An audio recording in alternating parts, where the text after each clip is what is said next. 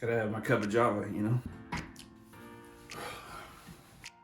I would be absolutely shocked if Chained Echoes isn't on my personal Game of the Year list. I know it came out last year, shut up. But stick around and let me tell you why. If you're like me and you grew up in the 90s, then you probably remember listening to bands like Green Day or Blink-182, maybe NSYNC or Backstreet Boys, or maybe Foo Fighters and Linkin Park. R.I.P. Chester, R.I.P. You might have been watching movies like Last Action Hero, Independence Day, Matrix. Let me know if it was something different for you, but those are things I remember. And if you were into video games, then there's at least a decent chance that you played games like Final Fantasy IV, back then we knew it as 2, Final Fantasy VI, back then we knew it as 3, Chrono Trigger maybe. I know. There were a lot of killer games in the 90s, and you might very well love a bunch of other ones. But I bring up these 3 in particular because there is a certain kind of storytelling that, while it is still used today, it is done so with significantly less fervor, which is probably for the best. As things overdone, they tend to get relegated to hatred. I mean, we just get tired of them. But that kind of storytelling is something that now really belongs to nostalgia. And if you grew up during that time, then there's a feeling that a story is lacking if it doesn't tell it in that way. What I'm talking about is the sense of going through a story, whether a book or a movie or a game, and everything in the plot kind of points you this way, right? And so you go and you go and you go and you go focused on that goal. But then either you arrive or somewhere along the way, something happens that just completely diverts your expectations, right? It just changes everything up. There was something happening in the background that you didn't know, and that just changes everything, sideswipes you. If you haven't played some of those older games I mentioned, maybe skip this section. I'll bookmark it down below, but there's going to be some spoilers for the older games. These games are like 20 plus years old, so I think it's okay. But if you haven't and you don't want to see that, then skip it. Think about Chrono Trigger, right? For this large chunk of the game, you are after Magus. Magus is like the evil bad guy, and you got to go get him, right? But then when you get there and you fight him, and it's this amazing epic battle, you find out not only is he not the end-all, be-all bad guy, but he's after essentially the same thing as you. You can even team up with him later if you want, right? You have to make the right choice, but you can team up with him later. It just completely changed what you thought. In Final Fantasy VI, this one I know I'm careful because a remaster just came out, so just whatever. But for a long time, you got Emperor Gestal is kind of like the leader, the big enemy. Obviously, Kefka is raised up the whole time as kind of the evil, twisted guy. But the Emperor is the one who employs him, right? So he still looks like the big bad guy. Like, you're going after the Empire. But then you get that moment where Kefka turns on him and he takes out the Emperor for you and takes over everything, like destroys the freaking world. You're like, I knew Kefka was bad, but you kind of think of him as like a stepping stone to defeat the whole empire, and then just kind of go, no, it's not. Over and over, the narrative is driven home to push the player into expecting and believing something, only to pull that away and reveal something else. When a story is told this way, it draws out the feeling of surprise, wonder, maybe even pride if you saw it coming. When your expectations are subverted and the direction of the story is altered, it just evokes something in us. Chained Echoes is a throwback to the games of the 90s, not only with its awesome pixel art style, not only the music, which is so reminiscent of the OSTs from the greats of that time, but perhaps even more so. Chained Echoes reminds me of those golden era RPGs because of the way Matthias Linda tells the story. The amount of times he pulls you in and then demolishes what you might have thought would happen. The depth of the characters, both strengths and weaknesses, in full display. Without spoiling anything, characters in this game will seem so clearly to be one way, and then a shift will happen, whether maybe something in their backstory or the way they handle a situation or something else about them, but it will surprise you and yet feel natural and right for that character. The plot shifts and changes multiple times, changing focus and narrative. Some of these shifts I 100% saw coming, totally knew it. But there's a fair amount of them that really surprised me. I didn't see coming, and so I loved some of them. Some of them I didn't like at all. But that's part of it, right? That is part of that feeling that makes us love it so much, is that we don't always love the way it turns out. And it is this feeling of nostalgia that reminder of this kind of storytelling, the reminder of the games that I so love from my childhood. And Matthias Linda has created one of the best throwback RPGs that I have ever played. If you played those kind of games and have any nostalgia for them at all, fond memories or sentimentality at all, then Chained Echoes is going to speak to that bygone era in a way rarely, if ever, done anymore. When I first heard of Chained Echoes, it was already out. Videos were popping up on YouTube about this indie RPG being one of, if not the top game of the year for people. Honestly, I was a little shocked. It looked cool, and I was definitely keen to give it a go. But game of the year? Like, that seemed a little far-fetched to me. Now that I've played it in 2023, knowing that this is a stacked year full of a bunch of games that I am super excited about, I don't see a world where this game, Chained Echoes, is not in my personal game of the year conversation. It's difficult to talk about the story of Chained Echoes without giving away important twists and turns. So I'm gonna give it the old college try, and it might just be super vague, because I'm not gonna give it away. You gotta play this. The land of Valandis is divided into 3 kingdoms, and those 3 kingdoms have been at war for like 150 years. They finally reached like a tenuous peace treaty. I think it's at least 2 of the nations. And you form a team of people from really all sides of the war in an attempt to stop another one from breaking out again. As is the case in these kind of stories, it unfolds into something much bigger and grander, and it's really awesome. It's a really fun story. The story is told in ways that many are in this genre. It's all text, there's no voice acting. Personally, I don't mind this. It's what I grew up with, I'm used to it, it's good. But that might bug you if you're not someone who's used to these older games and prefers voice acting. That's not here. The dialogue, though, is well written. It's got good pace. All the characters have a distinct personality, and most are given a time to shine. There are some like fringe optional characters that you can pick up, but you don't have to. And you have to dig for their stories. But the main narrative here is extremely compelling and easily pulled me through the game. Even if the rest of the gameplay wasn't that good, the story, I think, would have gotten me to the end anyway. Thankfully, that's not the case.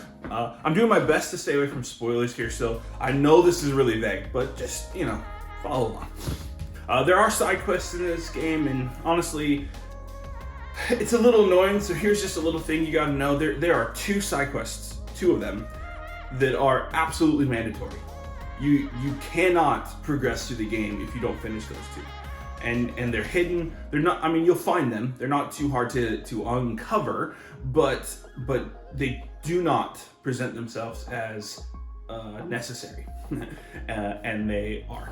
So if you get to a point in this game where you cannot continue in the main narrative, let me know and I'll tell you which ones to do. I don't want to give it away now, but it was frustrating. It took me a while to figure out. I had to scroll through Reddit and crap to find it. So I'll just give it to you here. If you watch this video and you get stuck, just let me know and I'll make sure you know which ones to do, okay? Because that's kind of annoying. That's one of the very few gripes with this game, is those should have been marked as mandatory. Because I got to a point in the game and I just couldn't continue, and I was like, what the heck is going on? And that was it. I just didn't complete those side quests yet. So You gotta know that. Other than that, though, the side quests are pretty tame. There isn't a crazy amount of them, so the ones that are there feel pretty weighty and actually worth your time.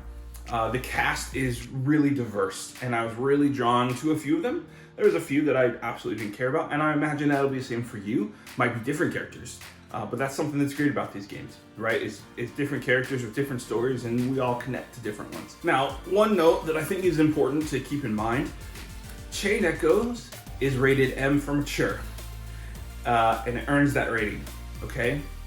It cusses a little bit, not a lot, it's not overboard, but it does use the F word, which gives it that. I'm sure so many of you really care about that, but if you're a parent and you have a little kid, just know that, okay? But maybe more importantly than that is it does delve into some heavier topics.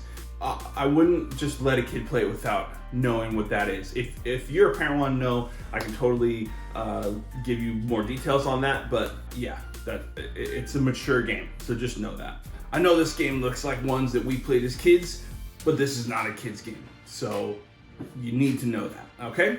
Now, let's talk about the gameplay. Chained Echoes has several facets to the gameplay. You have the story moments, the combat, some puzzles, and then there's like crafting and upgrading.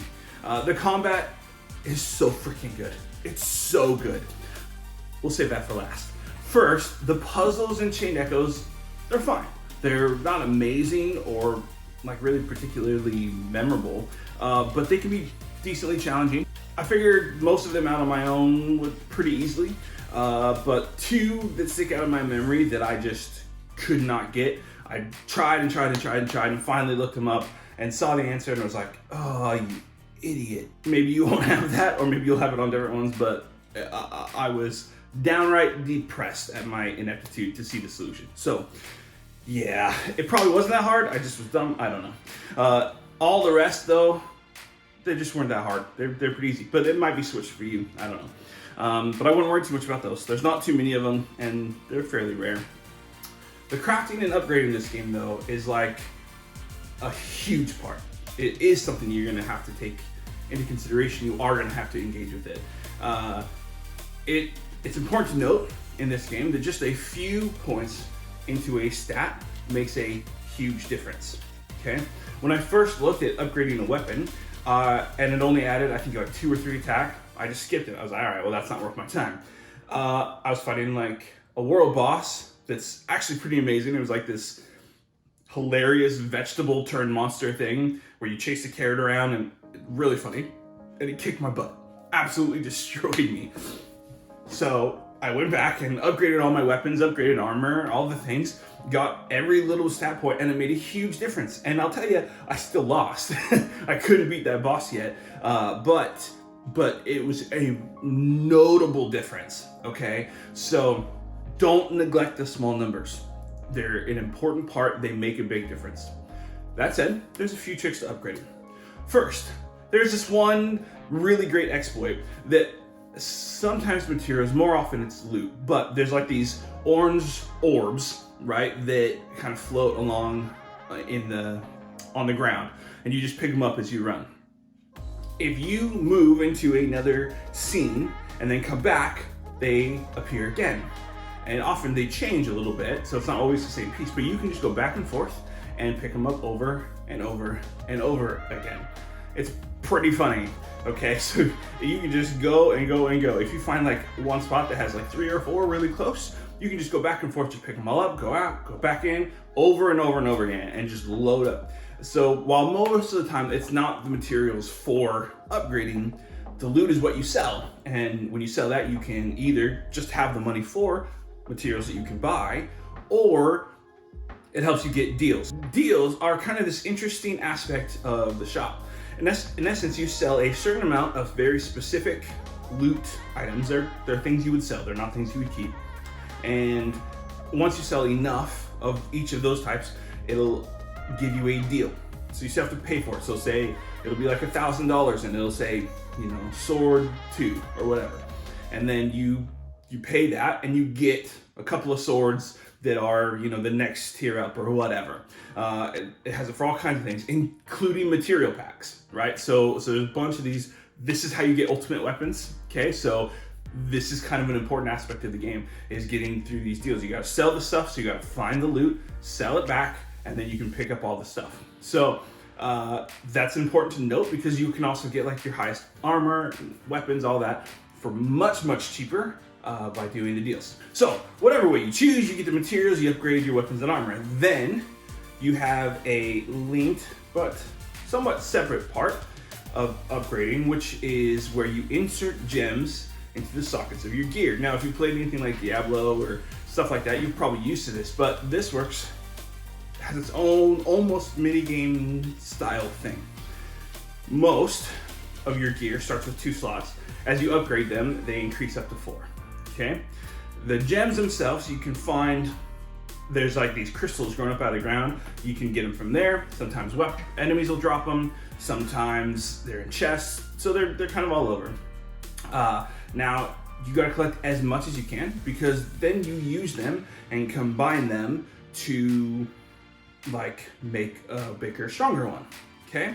And there's a lot to it. It's way more complex than I thought it was gonna be. You don't have to worry about every complexity. I just kind of skipped a lot of it. But here, essentially, you have a size, you have a purity, and then you have like the rank number, okay? So like you might get paralyzed hit, rank 1, and it's like a size, 2 slot. And you can combine it with other paralyzed hits. Nothing else but paralyzed hits. And as you combine them, the rank number will combine together. So if you had like a 4 and a 1, it'll come together to make a 5. The purity will take one of them. It'll explain it better in the tutorial, but I think it's like the first one you use, and then you combine it, and you'll have purity and a new size maybe, and the new rank number. The rank number is how strong it is. Basically, it upgrades its whatever it does for you. It's like rank 3 as high. It needs to be rank 3 before you can slot it. I think the next one is 5 and then 10. So you can really do a lot with these. There's an auto combine, which will just do 3 and under, right? To kind of get everything to 3. After that, you gotta do it by hand. You can take them out of your weapons, but if you do, they get bigger, so they take more room, and they lose all their purity.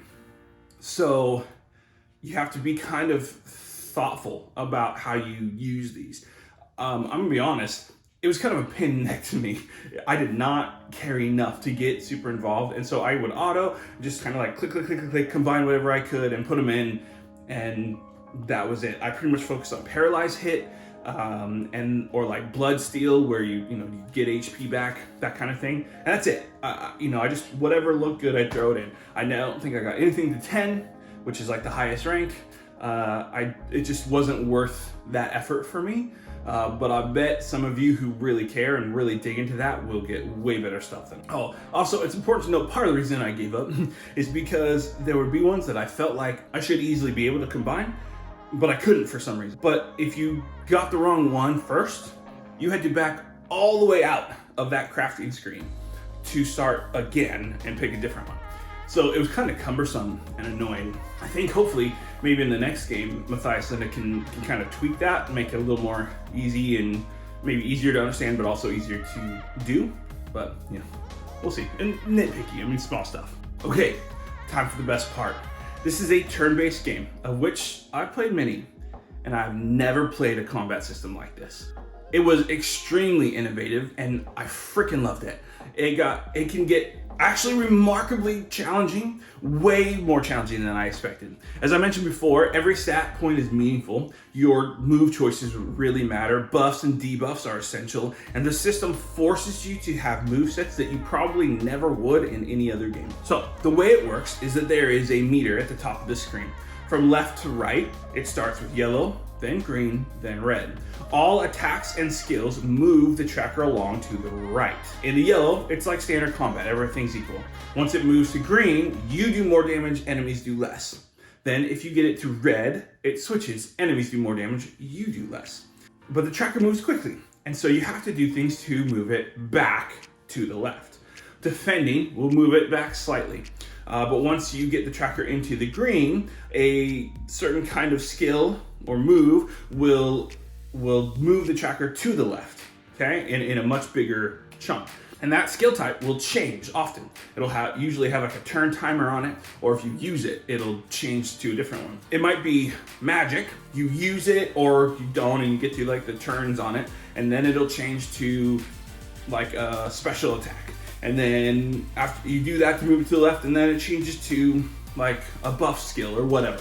And it just constantly changes, so you have to pay attention to what will move it backwards, will move that meter to the left, and choose your skills based on what you need, not just whether it's damage, buffs, or whatever, or if you really need to focus on that meter to keep it in the green. When you get more party members, switching someone out will also move the tracker a little to the left. So all of these things kind of combine, and this system forces you to do and plan things that you would not have otherwise. I've attempted to steal when I knew the enemy didn't have anything. I've done a buff that my character already had, or even had a move specifically in my set meant to move the gauge to the left as an action. Like, that's the whole purpose of it. All of this just to manage that meter more effectively. Often in more difficult encounters, the trick to winning was about a more efficient management of this meter and being patient, maybe keeping up with your buffs and healing, than it was about damage type or more powerful attacks. Part of what makes the system work so well is that as you level up your party, which comes from boss encounters, not mobs, you can choose from active abilities, passive abilities, or extra stat upgrades. But for both active and passive abilities, each character only has a certain number of slots. So you have to choose from the list of abilities you acquire. You don't just get to have all of them. And with this in mind, there's a remarkable amount of control over the way each character will play. For example, I made one character an absolute damage machine. Everything focused on getting him the highest attack possible. So, yeah. Another character was built around constant party buffs. That's what he did. Each character has a bend already, so they kind of have their own moveset, so you can't just make anyone whatever you want. But you have a couple of choices, and you can really push them in those directions. As I briefly mentioned before, you can switch out party members, kind of Final Fantasy X style.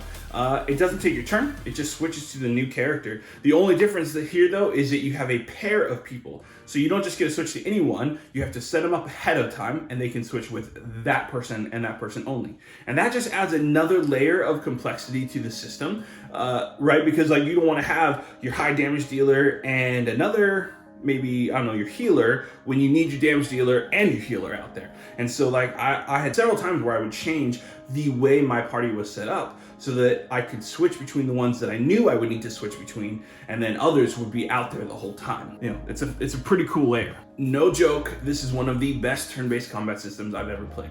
It's right up there with Persona 5 for me, and it's super good. On top of what I've already mentioned, there are dozens of secrets to find, chests to uncover, special items that you use at hidden statues to get these like awesome relics that boost your power and give you extra abilities, extra characters that you have to go out and find, a kind of pseudo base building, a good chunk of side quests to engage with.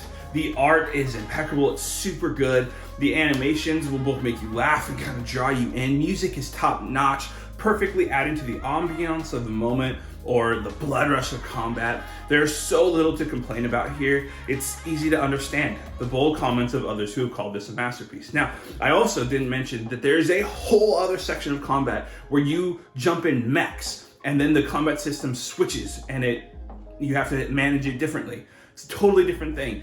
So I'm not gonna go into detail on that because I don't want to spoil it for you, but it is part of the game and it's awesome. It's super good. So it just adds another layer. It's difficult for me to think of this game as anything less than a masterpiece. What I can say for certain is that Matthias Linda has made an absolute master class, and I can't wait to see what he does next. I highly recommend you try out Chained Echoes. It's out on everything, including GamePass, so don't wait. All right, guys, that's it for me. If you enjoyed this video, do me a favor and hit the like button. It helps out a ton. And if you're new around here, hit that subscribe button. Stick around, we'll have a good time. I really do appreciate it. As always, thank you so much for watching, and have a good one.